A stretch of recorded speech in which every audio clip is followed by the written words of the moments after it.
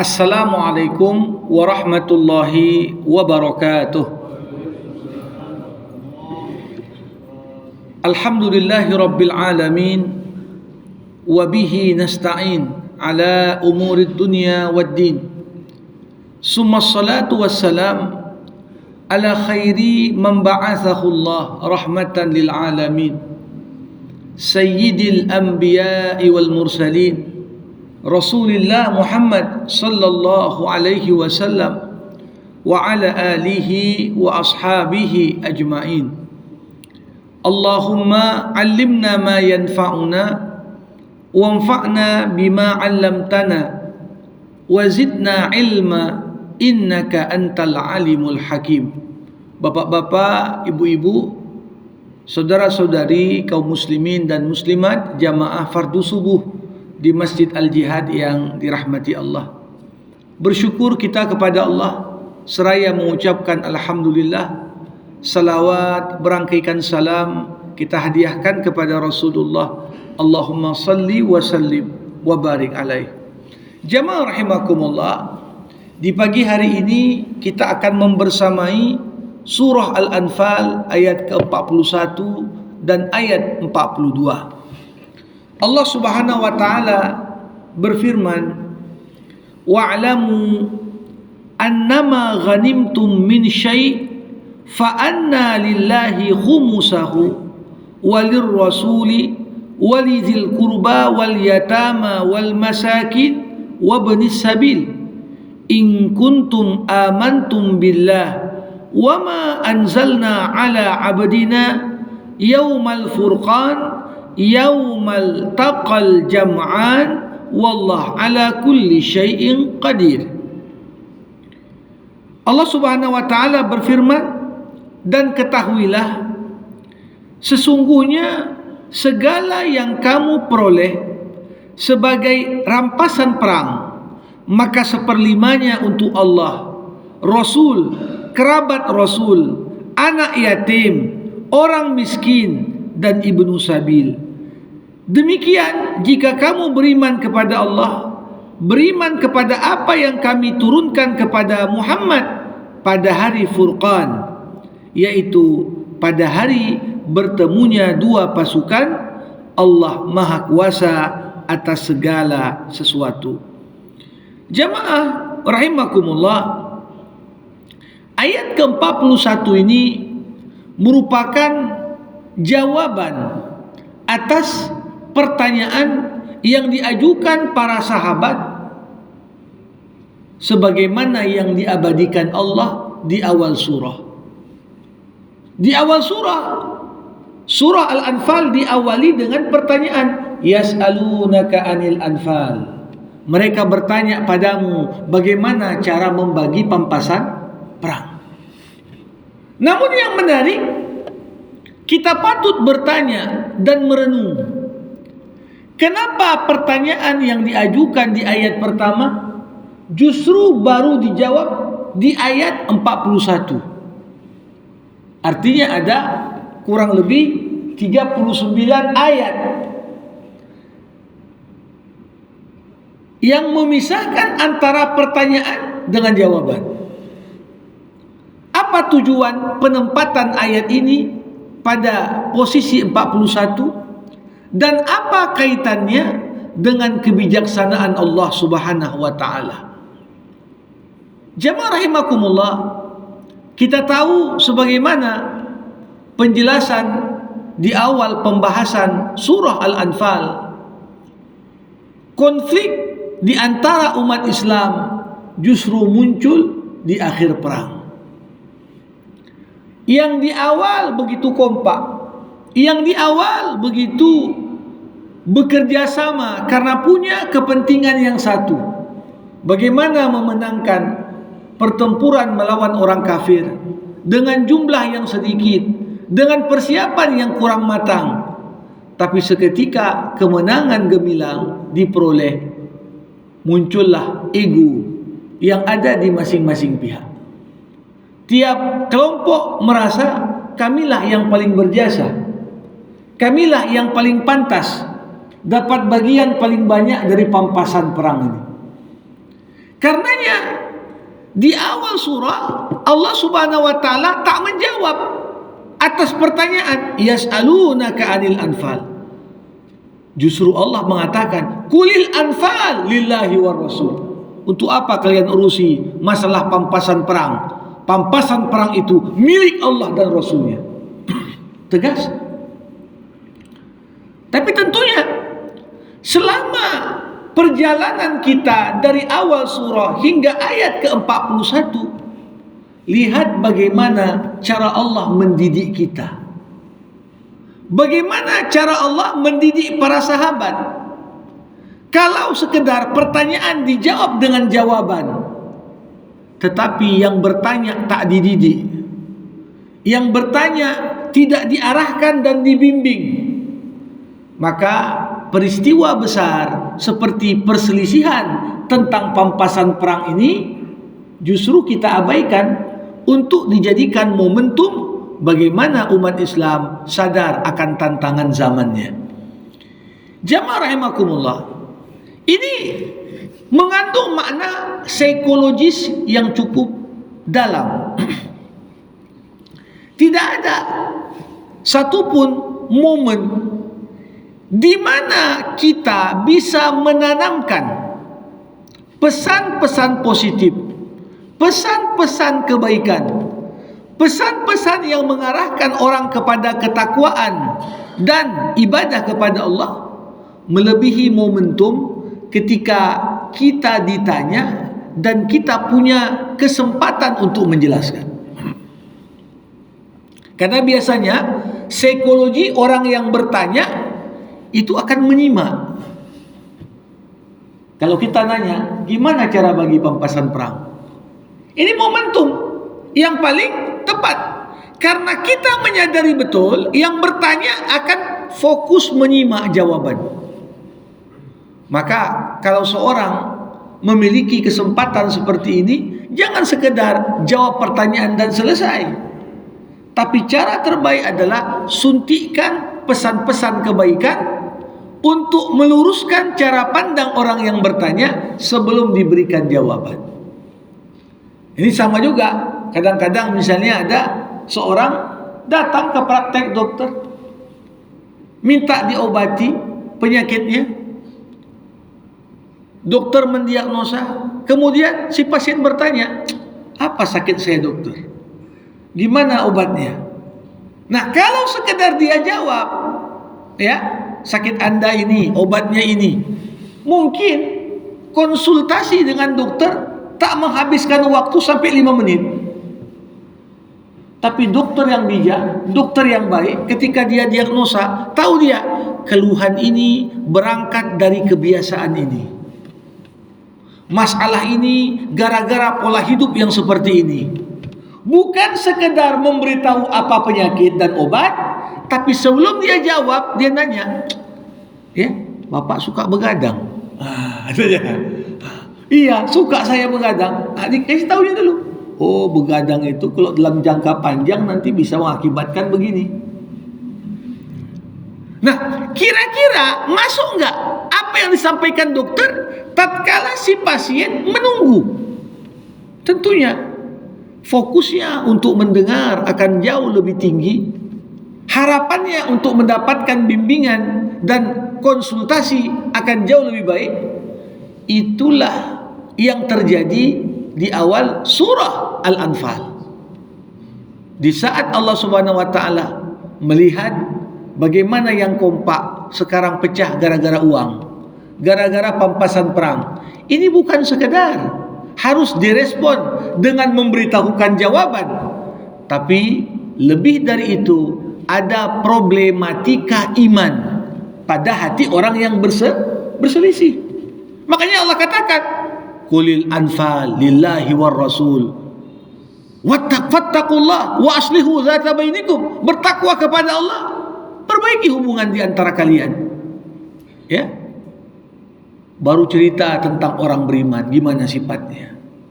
Cerita Allah menang pun kalian di sini bukan karena hebat kalian, karena campur tangan Allah. Lewat malaikatnya, lewat bala tenteranya, Akhirnya kelompok yang kecil bisa mengalahkan kelompok yang besar. Bahkan sebelum menjawab di beberapa pertemuan sebelumnya, Allah pun ingatkan, kalau kalian tetap berkelahi seperti ini gara-gara memperebutkan harta pampasan perang, ingatlah orang-orang kafir takkan lengah sedikit pun. Mereka siap belanjakan hartanya untuk menghantam kalian. Gak pantas ketika orang-orang beriman diberikan Allah nikmat kemenangan, justru kita saling menghancurkan antar sesama umat Islam.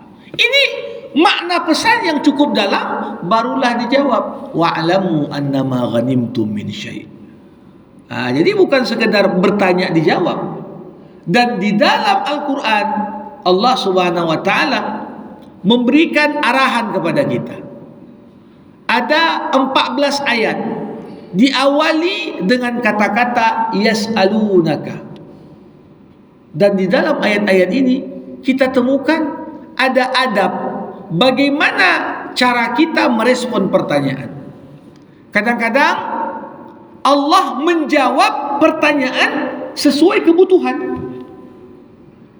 Yas'alunaka madza yunfiqun qulil afu. Mereka bertanya padamu, apa yang kami belanjakan? Jawaban Allah singkat. Katakan yang lebih dari kebutuhanmu itu yang kau belanjakan. Ada ayat Rasulullah ditanya dengan pertanyaan, tapi jawabannya melebihi dari apa yang ditanya. Kadang-kadang orang bertanya pun pertanyaannya kurang tepat. Yas'alunaka anil ahillah. Mereka bertanya kepadamu Muhammad, kenapa bulan bentuknya berubah-ubah? Dari bulan sabit, setengah bulan, bulan purnama, kembali setengah, kembali jadi sabit, hilang, berganti bulan baru. Orang Arab bertanya, kenapa bulan kok kayak gini? Apa jawaban Allah? Allah Subhanahu wa taala enggak jelaskan kenapa bulan itu bisa tampak berubah-ubah bentuknya. Kalau dijawab dengan jawaban sesuai ilmu astronomi, enggak masuk juga di akal yang bertanya. Maka jawaban Quran diarahkan kepada yang lebih penting. Qul hiya mawaqitu lin-nasi wal hajj. Katakan, dengan berubah-berubahnya bentuk bulan ini, itu menjadi acuan waktu bagi kalian sebagai penanda juga pelaksanaan ibadah haji. Jadi kadang-kadang kita suka sekali bertanya hal-hal yang gak praktis. Pengertian yang gak praktis ini apa? Setelah tahu jawabannya pun gak ada dampaknya terhadap amalan kita. Untuk apa bertanya sesuatu yang gak ada manfaat? Jadi di sini yas'alunaka 'anil anfal, jawabannya wa'lamu annama ghanimtum min syai'in fa anna lillahi khumusahu sampai akhir ayat. Jemaah rahimakumullah. Pampasan perang merupakan salah satu keistimewaan yang Allah Subhanahu wa taala berikan kepada Nabi Muhammad dan umat Nabi Muhammad sallallahu alaihi wasallam. Kenapa saya katakan pampasan ini sebagai suatu keistimewaan? Karena ajaran jihad sudah ada sejak nabi-nabi sebelum Nabi Muhammad. Musa diperintahkan berjihad, Daud diperintahkan berjihad, Sulaiman diperintahkan berjihad. Tetapi dalam syariat umat-umat terdahulu, apa yang diperoleh dari pampasan perang tidak halal diambil. Tidak halal diambil, gak boleh diambil. Ini berbeda dengan syariat Nabi Muhammad SAW. Wa uhillat liyal ghanaim, kata Rasulullah. Allah telah menghalalkan untukku dan untuk umatku ghanimah. Ghanimah artinya apa? Harta yang diperoleh umat Islam dari musuh lewat mekanisme perang. Itulah arti harta pampasan. Jadi Harta pampasan ini ada dua macam. Ada yang diperoleh lewat perang, namanya ghanimah. Ada yang diperoleh tanpa perang. Kalau harta pampasan itu diperoleh tanpa perang, itu pembagiannya pun beda. Gimana umat Islam dapat pampasan perang tanpa perang? Terkadang yang terjadi, saking takutnya musuh kepada umat Islam, mereka lari terbirit-birit sebelum perang dimulai. Nampak orang Islam sudah siap siaga mau berjihad, merindukan untuk memperoleh satu di antara dua keindahan. Pertama, indahnya apa? Menang. Itulah keindahan pertama. Kalaupun tidak menang, mati syahid, masuk surga. Tidak ada pilihan ketiga bagi orang yang mau berjihad. Sehingga musuh pun kemudian menjadi gentar. Kalau musuh meninggalkan medan perang sebelum terjadi perang, nah ini harta yang mereka tinggalkan namanya fai'. Fai' ini masuk di antara sumber pendapatan negara Islam. Ini enggak dibagi-bagi untuk pasukan, semuanya menjadi bagian dari harta negara, masuk dalam pemberdayaan negara. Tapi kalau ada mekanisme perang di situ, ini yang diterangkan Allah dalam ayat tadi. Wa'lamu annama ghanimtum min syai' fa anna lillahi khumusah. Ketahuilah, sesungguhnya segala yang kamu peroleh sebagai rampasan perang, maka pembagiannya diambil 1/5. 1/5 ini untuk siapa? Lillahi walir rasuli walidhil kurba wal yatama wal masakin wa bani sabil. Ada 6 kelompok yang diberikan harta pampasan perang dari 1/5 total yang diperoleh. Siapa aja? Ada hak Allah dan Rasulnya di situ. Ada hak Allah dan Rasulnya. Nah, ini hak Allah dan Rasulnya. Jangan kita pahami hak ini dipakai Nabi untuk kantong pribadinya. Enggak. Rasulullah Muhammad SAW, kalau beliau mau memang cari dunia, ngumpulkan uang sebanyak-banyaknya, maka Rasulullah SAW punya kesempatan besar untuk itu. Kenapa? Bayangkan tiap perang 1/5-nya hak Nabi. 1/5-nya hak Nabi. Pernah dalam salah satu perang Rasulullah SAW, bagian Nabi saja, Nabi dapat pampasan perang sejumlah 1000 ekor unta. Itu bagian Nabi aja. Belum lagi bagian 4/5 yang lain. Kalau di masa itu satu unta saja, ya, apalagi unta jenis unta merah, ini bisa seharga mungkin 1 Fortuner. Coba bayangkan, sekali kesempatan orang dapat 1000 Fortuner. Kalau sekiranya Nabi mau memperkaya diri, udah bisa. Tapi Rasulullah Muhammad SAW, beliau hidup dalam kesederhanaan bukan karena terpaksa, tapi karena pilihan. Bisa kaya, tapi beliau tak mau. Beliau katakan, aku kenyang 1 hari sehingga aku bisa bersyukur, aku lapar di hari berikutnya sehingga aku bisa bersabar. Kan luar biasa itu. Kita kadang-kadang tak merasa lapar kecuali Ramadan aja. Ya, itu pun kalau puasa. Ada yang Ramadan tak puasa juga. Bayangkan, orang nggak pernah rasa lapar. Kira-kira terpikir nggak dengan nasib orang miskin? Rasulullah milih. Nah, bagian untuk Allah dan Rasulnya ini 1/5 digunakan Nabi untuk apa? Pertama, hajat kebutuhan dirinya. bagian dari apa yang bisa dibuat, diambil Nabi untuk keperluan dirinya dan keluarganya. Kenapa? Karena Rasulullah Muhammad SAW diharamkan untuk menerima zakat. Nabi, keluarga Nabi haram terima zakat. Ketika orang kasih, apa ini? Sedekah Nabi.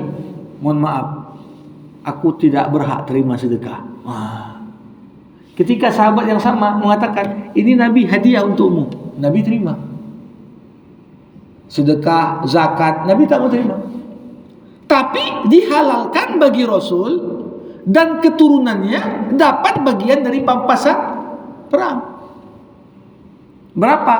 Khumus, 1/5. 1/5 ini bukan hanya untuk Nabi, tapi juga digunakan untuk lillah. Lillah di sini artinya untuk hal-hal yang sifatnya fisabilillah. Ada duit dapat banyak, boleh enggak digunakan bangun masjid? Boleh. Boleh enggak digunakan bangun tempat lembaga pendidikan? Boleh. Ini yang kemudian berkembang dunia Islam. Proyek-proyek fisabilillah didanai sepeninggal Rasulullah dari khumus. Khumus artinya apa? 1/5 mana yang dapat dari pampasan perang itu seperti asnaf fisabilillah, peruntukan dari zakat. Bukankah zakat itu ada 8 asnaf? Salah satunya apa? Wa fi sabilillah wa banis sabil. Ya. Nah, selain untuk Nabi, untuk program dakwah, 1/5 itu bisa digunakan untuk apa lagi? Walizil kurba, untuk kerabat Nabi. Kerabat Nabi pun semua keturunan Rasulullah tidak berhak terima zakat. Miskin pun dia enggak berhak terima zakat.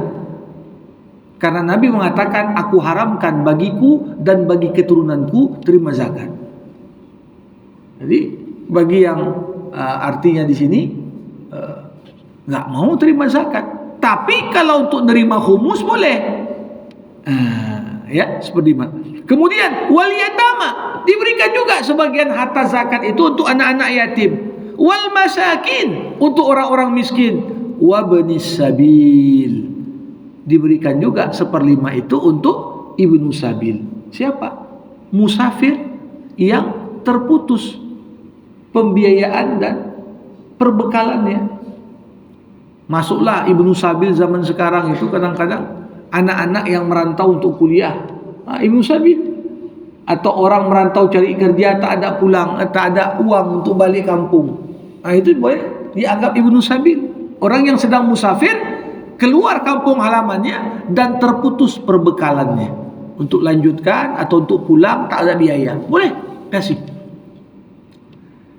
Jadi ini milik Allah, milik Rasul, milik kerabat, milik anak yatim, milik orang miskin, milik ibnu sabil. Ini semua boleh disalurkan 1/5 dari pampasan perang. Nah, 4/5 lagi kemana? 4/5 lagi kemana? Disinilah kemudian digambarkan oleh ayat ini. 4/5 lainnya itu haknya para mujahidin. Orang yang perang, itulah bagi-bagi. Silakan bagi-bagi dari pampasan perang yang ada. Kenapa? Karena di zaman itu, walaupun tentara itu jumlahnya banyak, tapi tentara zaman dulu enggak macam sekarang. Tentara sekarang ada gaji bulanan. Tentara dulu tak ada. Pedangnya pakai pedang dia sendiri, ya, kudanya kuda dia sendiri. Maka ketika menang dapat bagian, enggak mungkin enggak dikasih. Nah, maka dari itu pada perkembangannya, ya, setelah pemerintahan Islam kemudian jauh lebih tertib. Nah, maka yang 4/5 enggak langsung dibagi-bagi semua, tapi diatur supaya kemudian pasukan muslim bisa memiliki gaji bulanan. Pasukan muslim punya logistik perang yang cukup. Jadi kalau mengharapkan pemasukan hanya lewat perang, ujungnya nanti orang Islam pengen perang aja biar dapat uang. Sudah salah niatnya. Dan itu pernah terjadi, jamaah rahimakumullah.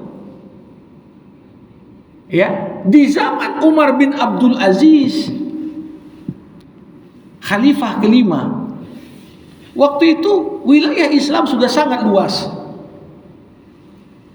Beberapa dari non-muslim bahkan sudah memilih untuk masuk Islam.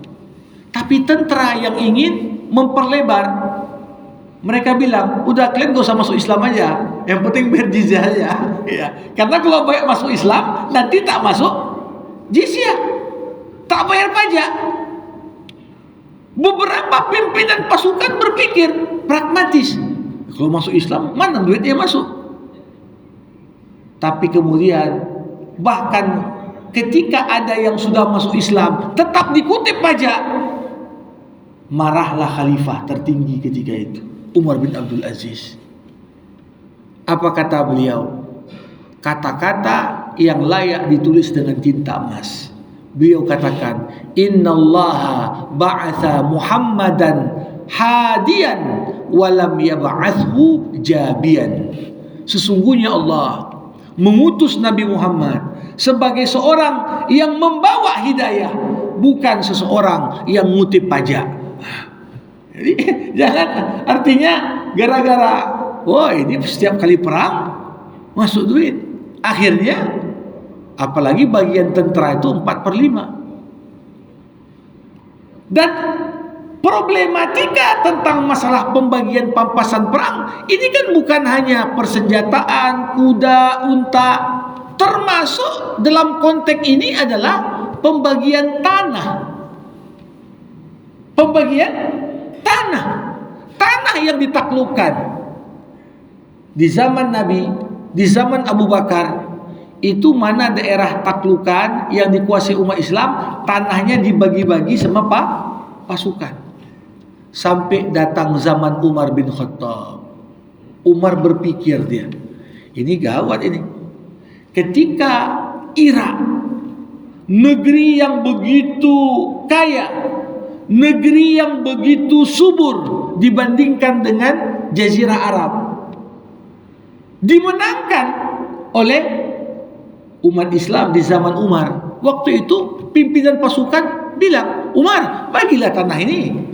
Ini kan bagian dari pampasan perang, bagi sama kami semua. Apa kata Umar? Umar bin Khattab tak pengen umat Islam terperangkap kepada sistem feodal. Umar mengatakan, kalau tiap kali kita bebaskan sebuah tempat, tanahnya dibagi-bagi semua, akan datang generasi baru umat Islam tak punya tanah, katanya. Akan datang generasi muda tak punya tanah. Ini pikiran Umar ini luar biasa, mendahului zamannya.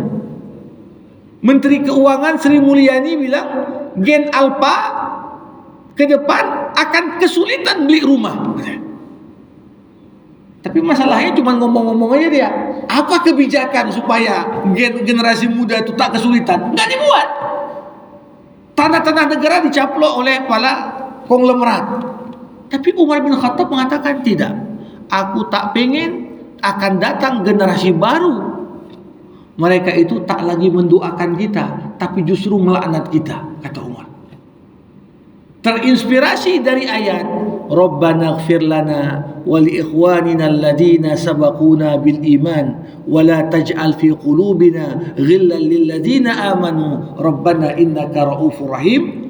Umar berkata, kalau dari awal kita meninggalkan problematika kepada generasi penerus kita, mereka gak akan doakan kita. Kita patut bertanya sekarang, kira-kira satu rejim ketika berganti menggantikan, mewariskan yang baik-baik atau mewariskan masalah semua? Kalau yang diwariskan masalah semua, mungkinkah rezim berikutnya mendoakan, terima kasih kau sudah berbuat baik? Enggak. Mungkin di awal saja, oh ya bagus, tapi ujung-ujungnya apa? Banyak kali pun problem kau tinggalkan. Ya rahimakumullah. Jadi pembagian namanya pampasan perang ini pun membutuhkan kejelian. Ada aturan Allah. Tapi aturan Allah ini bukan berarti kita menerapkannya tanpa melihat kondisi zaman. Mungkin di awal ya semuanya cocok bagi-bagi aja. Tapi berikutnya kalau dibagi-bagi semua, inilah yang mengakibatkan terciptanya sistem feodal. Tanah sudah dikuasai oleh kelompok elit. Petani menggarap sawah orang lain. Dia yang capek tapi nggak dapat apa-apa, hanya cukup makan. Kenapa? Ini dia karena sistem yang tidak adil. Jadi Umar bin Khattab bukan berarti dia tak paham ayat ini, paham sekali. Tapi dia paham kalau kita praktekkan tidak sesuai dengan prinsip keadilan, justru akan menimbulkan banyak problematika di tengah masyarakat.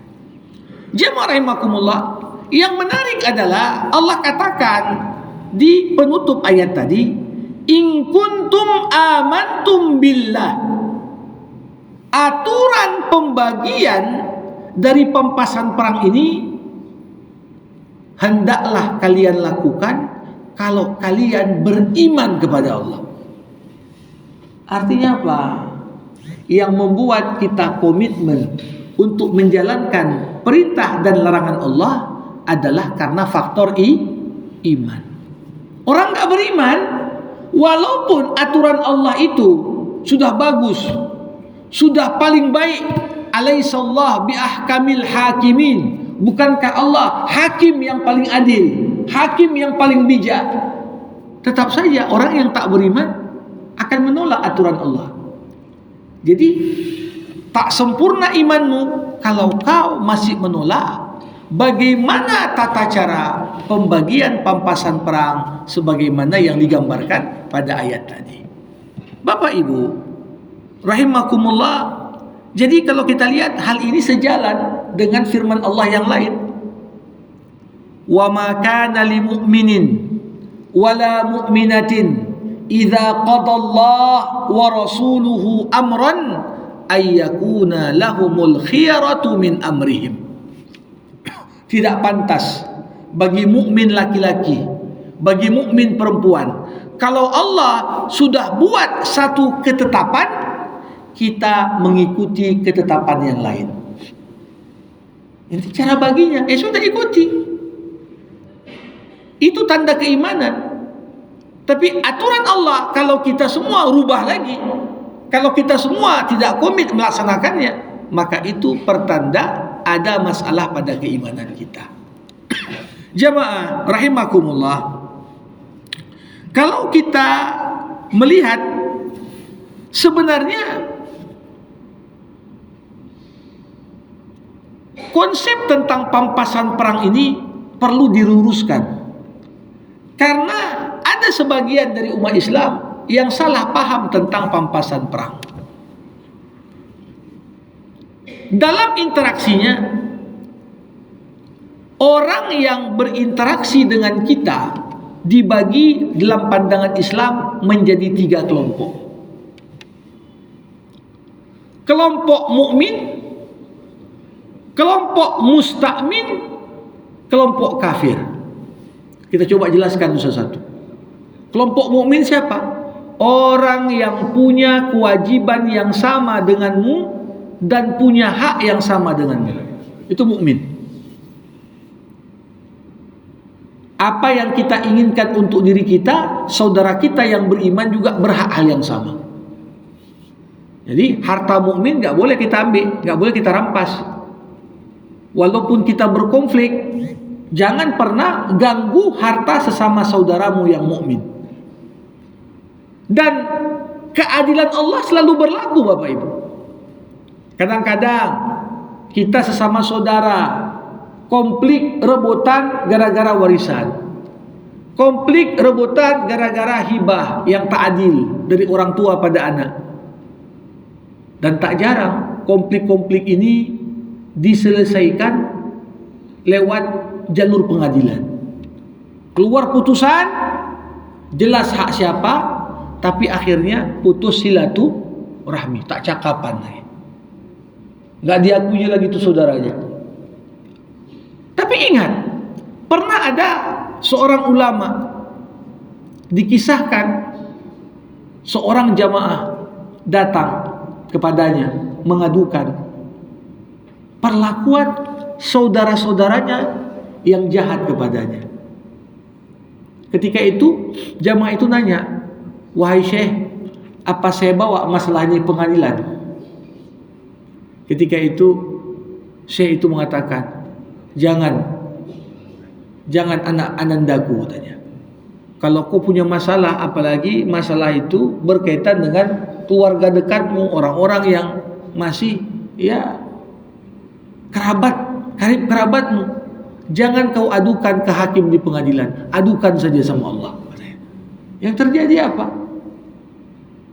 Berapa banyak orang-orang yang mengambil hak orang lain dari karib kerabatnya, ketika pihak yang terzalimi ini justru mengadukan nasibnya kepada Allah, Allah punya caranya sendiri untuk menghukum yang zalim. Allah punya caranya sendiri untuk menghukum yang zalim. Ini dia. Kalau dalam interaksi kita dengan sama muslim, kita kop orang punya hak, kita ambil apa yang bukan hak kita. Hati-hati, karena mukmin dia punya hak dan kewajiban yang sama denganmu. Kelompok kedua ada namanya musta'min. Musta'min ini apa? Orang kafir, tetapi antara negaranya dengan negara kita ada perjanjian damai. Kalau zaman sekarang, apa bukti antara negaranya sama negara kita ada damai? Ada hubungan diplomatik. Dia buka, apakah di sini konsulat jenderal, apakah dia buka di sini kedutaan. Ini tandanya hubungan antara dua negara itu baik. Tidak berhak bagi orang beriman merampas harta musta'min, walaupun dia kafir. Jangan pula ada turis Amerika, kita sandera aja, kita ambil duitnya. Ini apa? Ini kafir ini, dukung Israel. Gak bisa. Ini bukan kafir harbi, ini kafir musta'min. Ketika seorang gegabah melakukan satu tindakan yang bertentangan bahkan dengan aturan agama, ini dampaknya akan besar terhadap umat Islam secara umum. Coba bayangkan, gara-gara sikap ekstrim sebagian dari orang Islam merampas harta orang kafir yang sebenarnya mereka itu masuk golongan musta'min, yang terjadi apa? Dibalas lagi kepada orang Islam yang lain. Harus dipahami. Makanya agama, bagaimana sebelumnya kelompok-kelompok yang ketika mungkin benci pada negara tertentu, wisatawannya pula dibom hotelnya atau disandera untuk diminta tebusan. Ini kita bukan dalam kondisi perang sama dia. Maka kalau kita ambil sesuatu apapun dari hartanya, itu haram, bukan pampasan perang.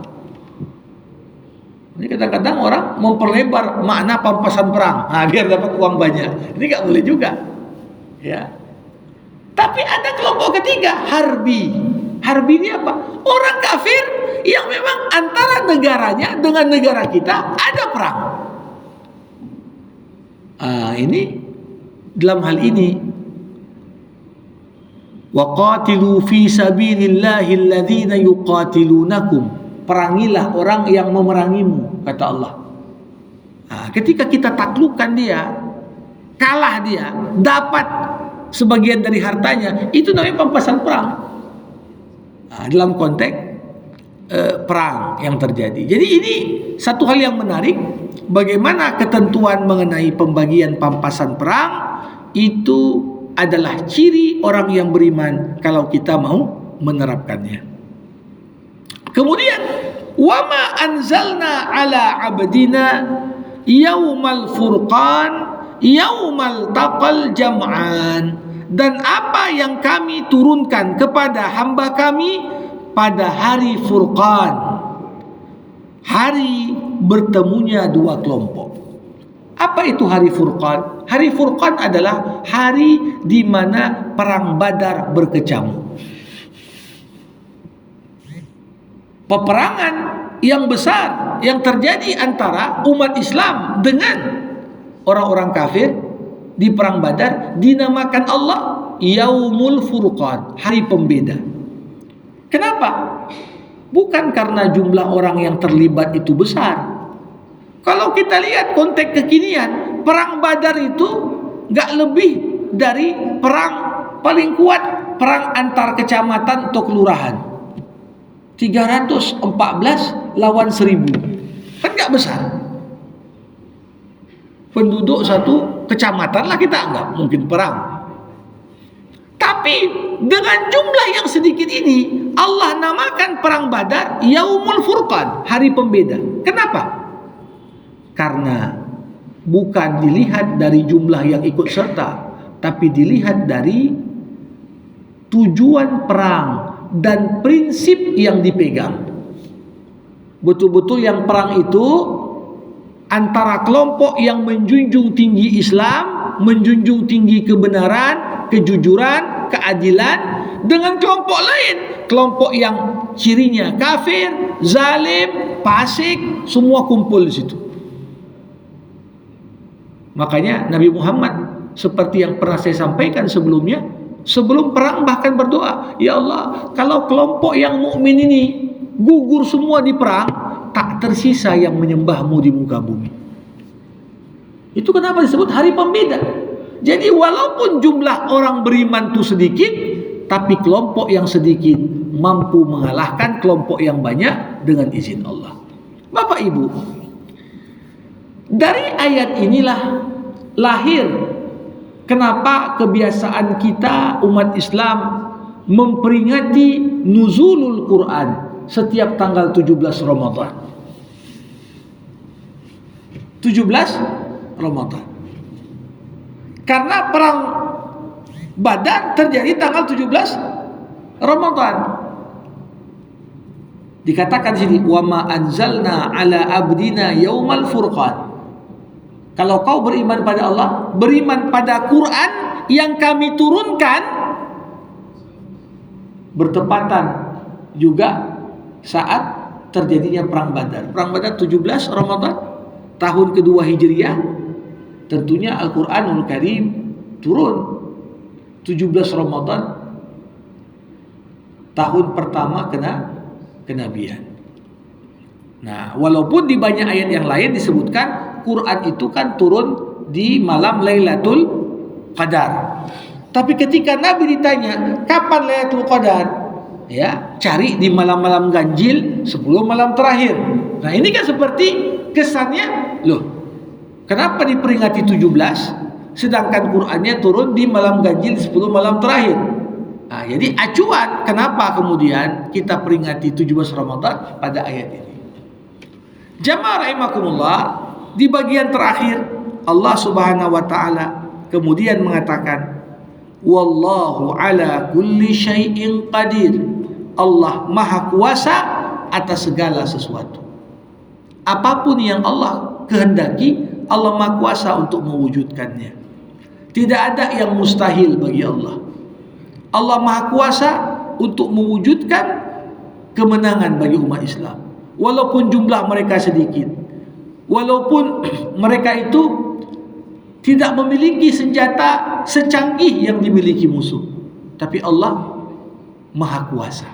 Maka dari itu banyak ayat yang menegaskan apa? Kemenangan itu ada di pihak kalau Allah memberikan pertolongan pada pihak itu. Inna lanansuru rusulana wallazina amanu. Kami benar-benar akan menolong nabi-nabi kami, rasul-rasul kami, dan juga orang-orang yang beriman. Jadi ini menjadi motivasi bagi kita. Mudah-mudahan Allah senantiasa curahkan kemenangan. Salah satu kemenangan yang paling jelas nyata dalam beberapa hari terakhir ketika Israel mengumumkan mereka berhenti dari perang.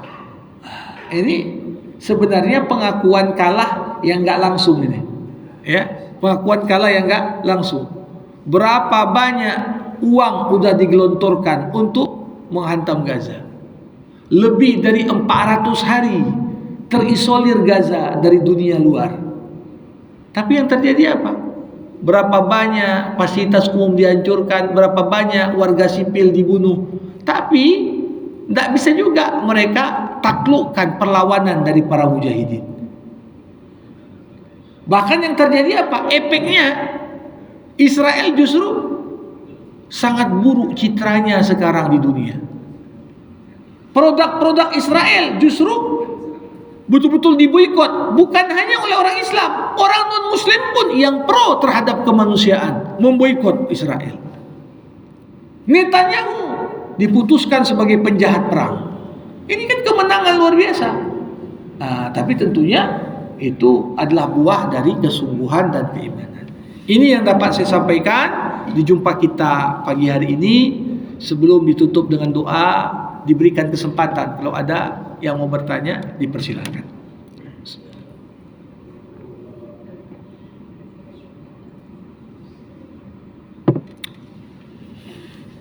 Baik Bapak Ibu, kita padakan untuk jumpa kita pagi ini. Alhamdulillahirabbil alamin. Hamdan yuwafi ni'amah wa yukafi'u mazidah. Ya Rabbana lakal hamdu kama yanbaghi li jalali wajhikal karim wa li 'azimi sultanik. Allahumma salli ala Sayyidina Muhammad wa ashghilid zalimin bid zalimin wa akhrijna min bainihim salimin. Allahumma 'allimna ma yanfa'una wanfa'na bima 'allamtana wa zidna ilma innaka antal alimul hakim. Rabbana taqabbal minna innaka antas samiul alim wa tub 'alaina innaka antat tawwabur rahim. Allahumma khtim lana bi husnil khatimah ولا تختم علينا إلا بحسن الخاتمة. اللهم اجعل جمعنا هذا جمعا مرحوما وتفرقنا من بعده تفرقا معصوما. اللهم بارك لنا في رجب وشعبان وبلغنا رمضان.